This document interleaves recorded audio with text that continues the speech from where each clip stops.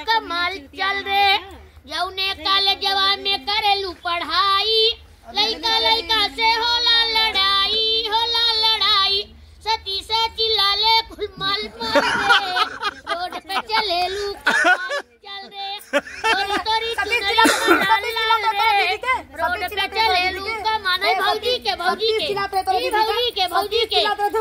नहीं हम जनता ना यहाँ क्यों चिल्लवा देते हैं?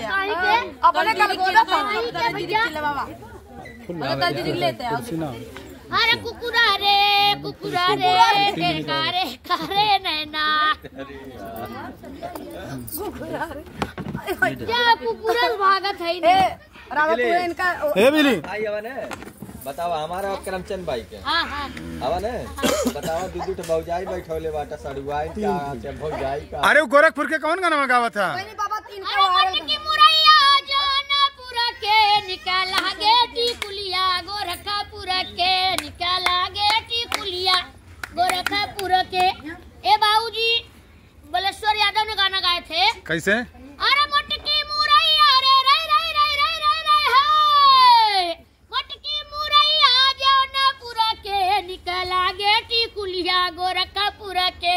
अपने आगे जोतिया क्यों सुनबे न कर देत का हमरे सब गाई। तोरे हिम्मत हो गावे खेत हो बाबा। चुप रहा हम गाई। ना का हम चुप रही। ये देख हमार गुरु थोड़ी का चुप रहा बिदा। नहीं तो डंडा तोर गुरु का डंडा गा रे। हां तो डंडा ले रहे तब देख ले हच वाला हो।